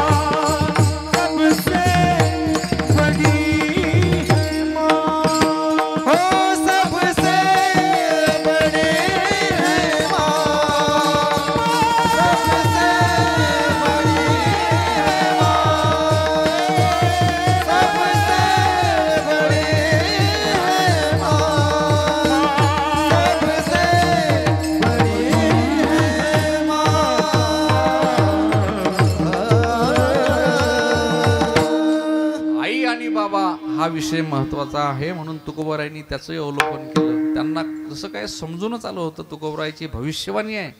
पुढे पुढे कलियुगामध्ये त्या ठिकाणी मुलं आणि मुली आई वडिलाचं वचन पाळणार नाहीत, सेवा करणार नाहीत, आणि मग काय परिणाम होईल?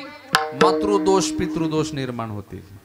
आणि ते जर दोष आपल्याला निर्माण होऊ नयेत असं वाटत असेल आणि त्यांचा आशीर्वाद मिळावा असं वाटत असेल, तुका म्हणे पितृ आशीर्वाद देती कल्याण इच्छिती व्हावे तया, असं जर वाटत असेल तर आई आणि वडिलाची सेवा होणं गरजेची आहे. म्हणून पितृवचन काय सांगितलं? पितृवचन हीच विष्णूची महापूजा. आता सांगा मला, कोण कोण उद्यापासून आई आणि वडिलाचं दर्शन घेते? सगळेजण टाळ्या वाजवा.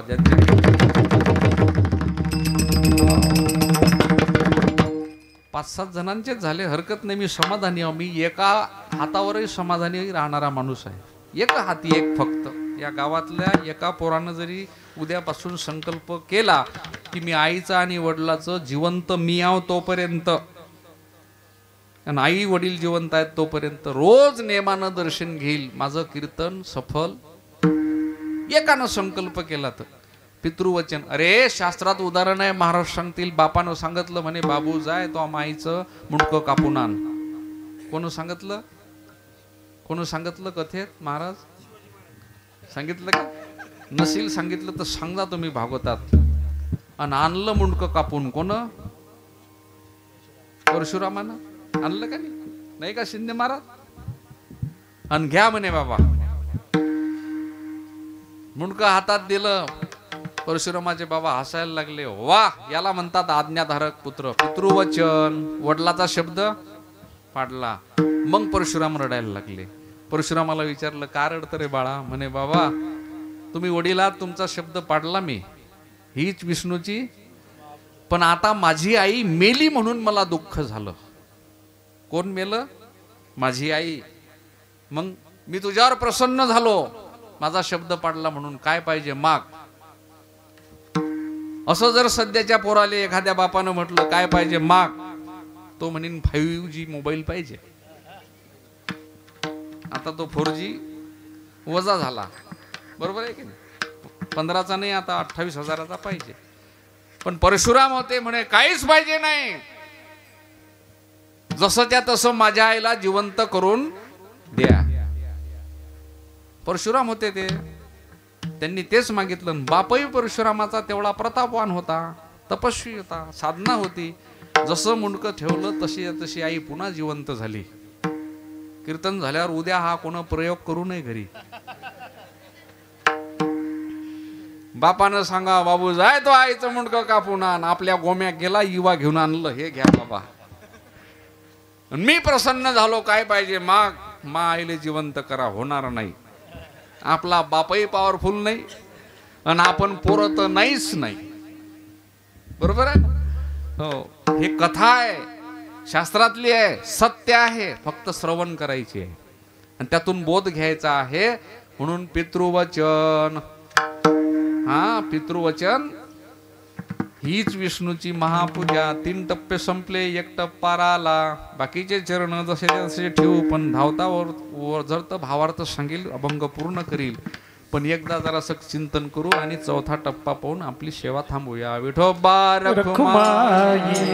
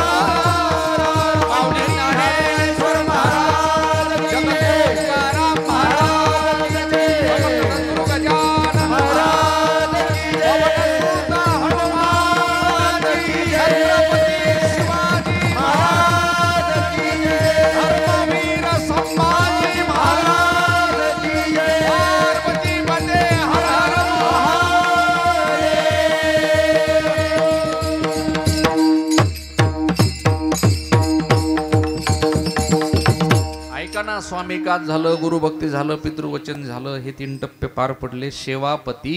आता हा टप्पा इकडे नाही, वजाबाकी झाली. आपण नाही, आता ह्या मावल्या आहेत. सेवापती शब्द किती आहेत? 4. सेवा अधिक पती. अर्थ कळला तुम्हाला? आपल्या मालकाची सेवा इमानदारीनं करणे सेवापती. आणि सेवापती म्हणजे पतिव्रता. पतिव्रता म्हणजे पतीची मता अनुसरुनी. पुढे आणखीन तुकोबाराय म्हणतात, तुका म्हणे पतिव्रता ची देवावरी सत्ता. कोणावरी सत्ता? प्रमाण खोडा लागेल. आपल्या मालकावरी सत्ता. मला पाणी आणा, तुम्ही प्या. हा, त्याच्यात दोन भाग पडतात, पतिव्रता आणि पतिवर्ता. शब्द कसा आहे? पतिव्रता आणि पतिवर्ता. पतिव्रता तिला शास्त्र म्हणते की मालकाचं मन जाणून अखंडपणे सेवा करते, ती पतिव्रता. मालकाच्या मनाच्या विरोधात नेहमी चालते, पतिवर्ता. हे दोन भाग पडतात. माझ्या मालकाची सेवा अखंडपणे या जन्मात, पुढच्या जन्मात, त्याच्या पुढच्या, त्याच्या पुढच्या, त्याच्या पुढच्या, एकंदरीत टोटल 7 जन्मात. किती? ती सेवा मिळत राहावी म्हणून आमच्या अकोला जिल्ह्यात मावल्या वर्षातून एक दिवस असा येते की त्या दिवशी पूजा करतात. तो वृक्ष कोणता? बोला. तुम्हाला कसं माहित? तुम्ही जात असता का? मग तुम्ही कोण बोलून राहिले? मी यायच्या संग बोलून राहिलो, मगच बोललो, तुम्ही वजा. बोला मावल्या हो. कोणतं? वटवृक्ष, वट सावित्रीची पूजा तुमच्या इकडे आहे ना? हा, आंबा घेता, धागा घेता, त्याच्यात पूजेचं साहित्य घेता, नेता. काय करता तुम्ही? त्या झाडाला फाशी देता? नाही, पूजा करता, गोल गोल फिरता. कशा करता? काय आहे भाव त्याच्यात? मला हे माझे मालक या जन्मात, पुढच्या जन्मात, त्याच्या पुढच्या जन्मात, त्याच्या पुढच्या, अशा किती? 5 आणि 2 8वा जन्म काऊन नाही? 7च का? मिळावेत, ही सेवा माझ्या जीवनात असावी, हा भाव आहे की नाही? 5 बाया अशा गोल फिरत होत्या. मी कीर्तनाला 2 व्हीलरनं चाललो होतो. 6वी बाई उलटी फिरत होती. खटकलो मनाला. गेलो तिथं, उभा राहिलो. म्हटलं, बाई 5 गोल सरळ फिरतात, तुम्ही उलट्या का फिरता? माझा पोशाख पाहून तिचंही मन गैरवरला. आली, नमस्कार केला, डोक्यावर पदर घेतला, डोळ्यात अश्रू आले. म्हणे, महाराज, या 5 जणीचा मालक जे आहेत ना, म्हणे 5ही जण ते लायकीचे आहेत, पण माझ्या घरचा, बोला बोला, माझ्या घरचा हो नले काना असा असल्यामुळे. म्हटलं, कसा आहे? म्हणे, सकाळी उठल्यापासून जो ढोसते तर रात्री त्याला धरून आणा लागते. नवे नवे माझा अन्नात आणलेला जो संसार होता, भांडे होते, ते सुद्धा